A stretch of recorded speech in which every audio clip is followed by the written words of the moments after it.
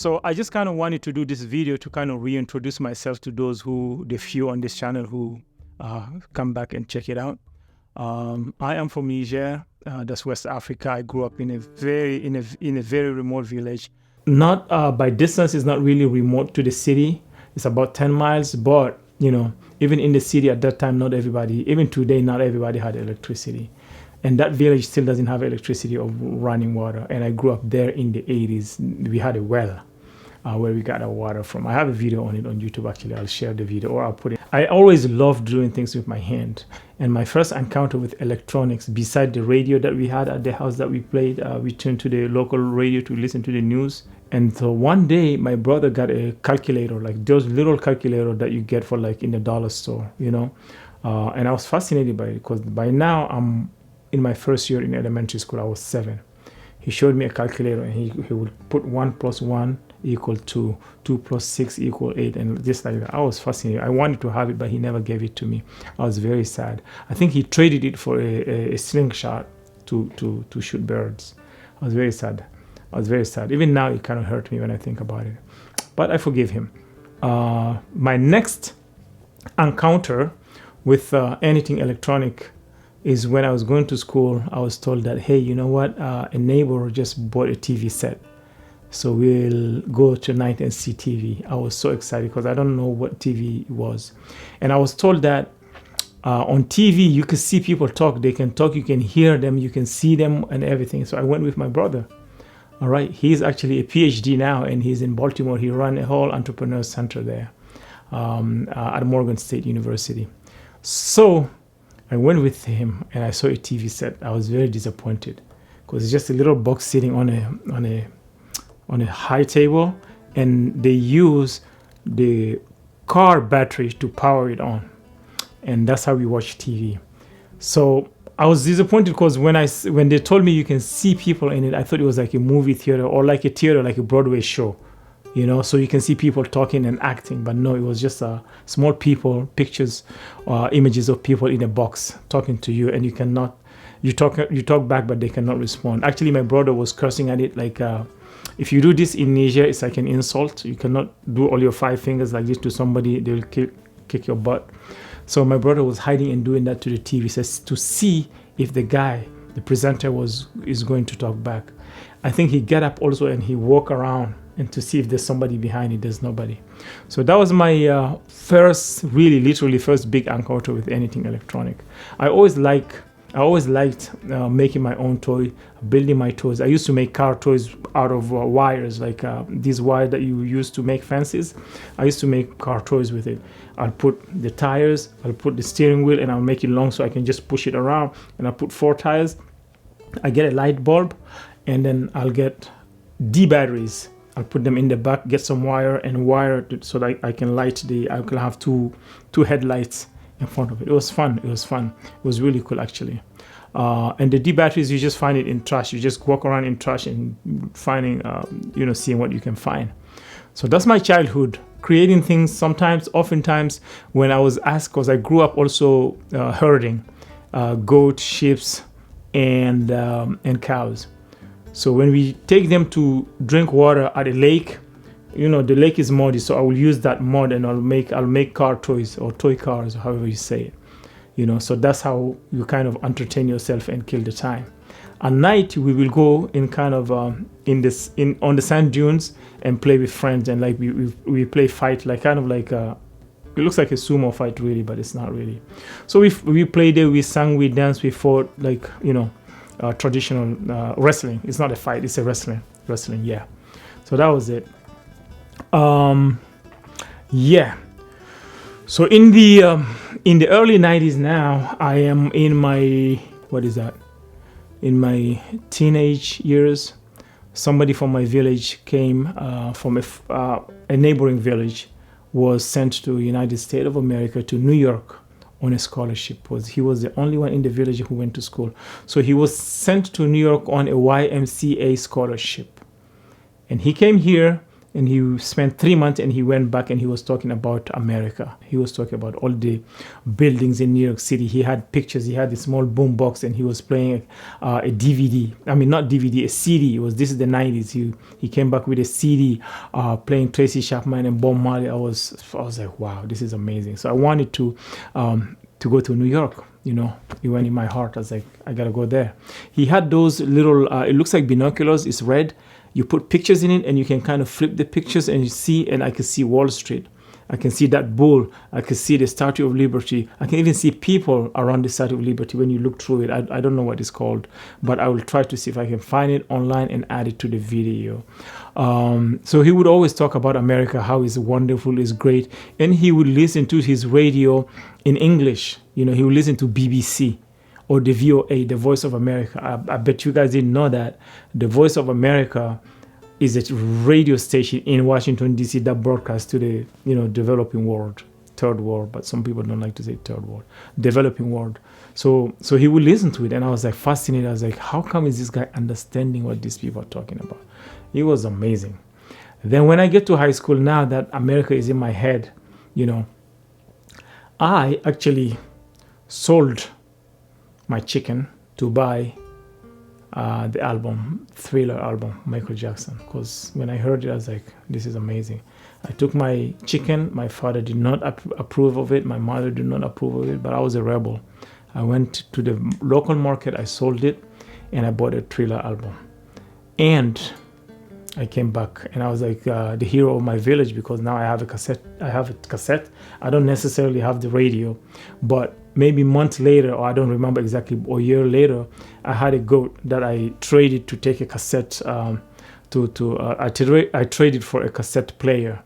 So my friend, he's still there in Niger. We still laugh about it. He gave me the cassette player, and I gave him my goat, and that's how I could play my Michael Jackson Thriller album. It was amazing. It was amazing. So this is just to show you the evolution of me and electronics. Even when I was taking my goat, my grandmother warned me against it. My father did not say anything, but I know he hated the idea, because for a Fulani person, giving away your wealth, like a goat, is supposed to be part of my wealth. I could sell it and do something good. For an electronic, a piece of radio that I don't even have the batteries for it. Like, I have to go walk around and see all the batteries in the street, collect all the batteries, and then put them in a row. Like, I would have a piece of wood, I put nails on it so I can have all the batteries lining like that. And then they're like all dead, like somewhat dead. They're not very strong, but if you put like 20 of them together, you get enough power for about 4 new ones, so you can power the cassette player with that. So I'll tie the wires in the back of the radio, and then I'll do it. That's how I played the stuff. So now I'm in high school, and I started getting really interested about the United States. And near my high school was the American Cultural Center.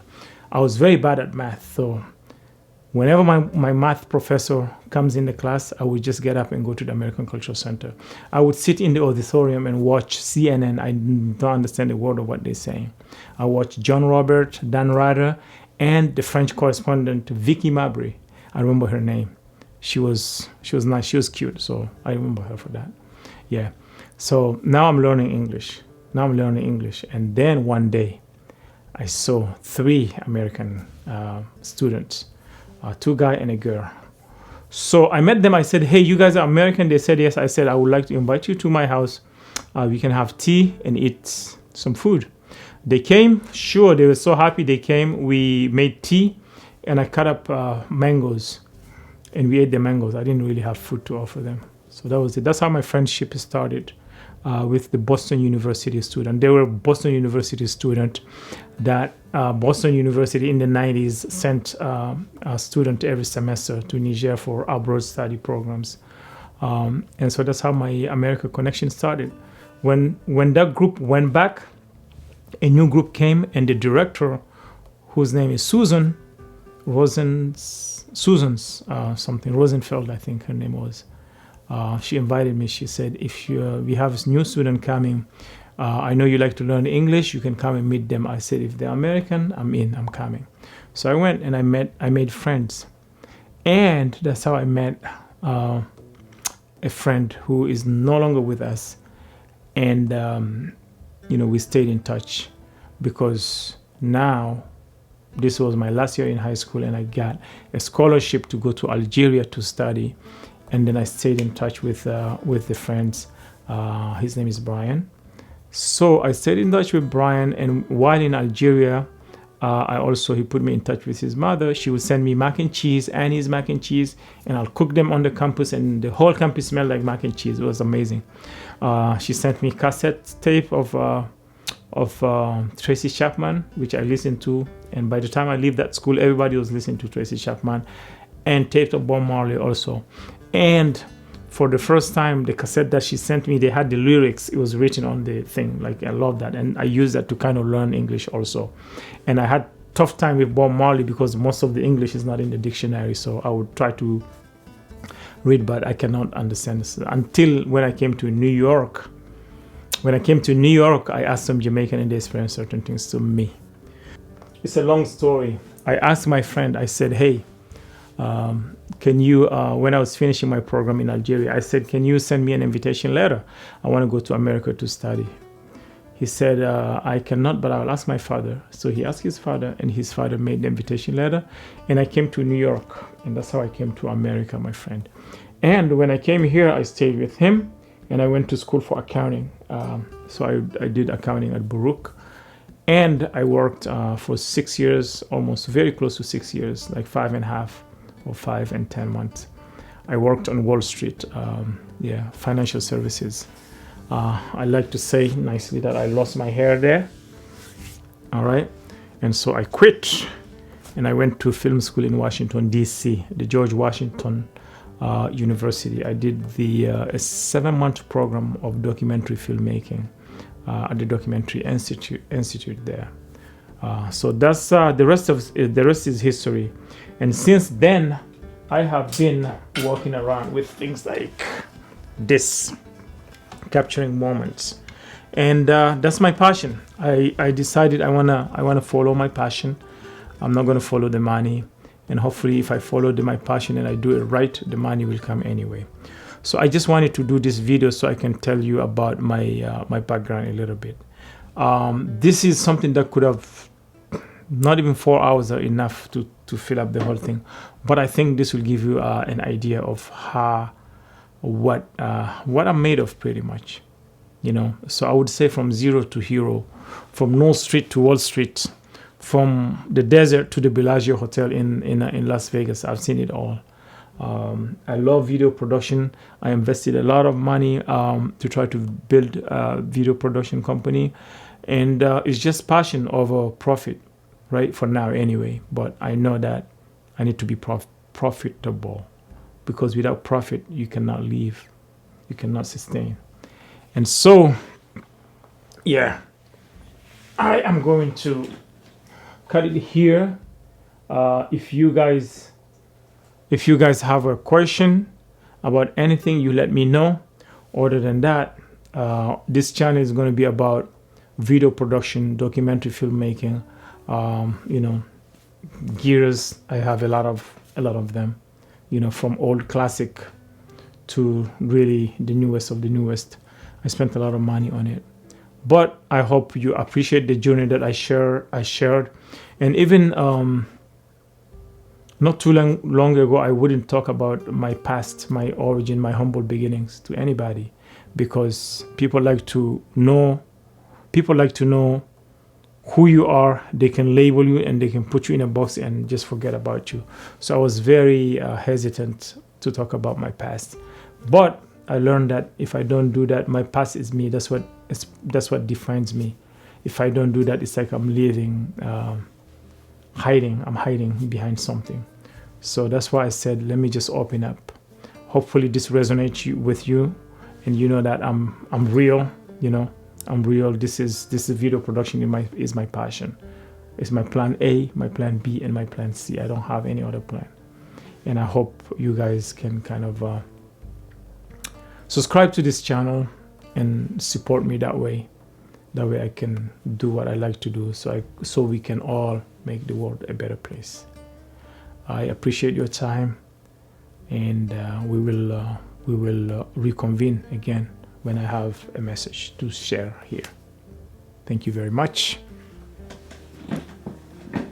And yes, let me know if you have a question about anything that I said tonight. I'll be very happy to talk about it, to elaborate.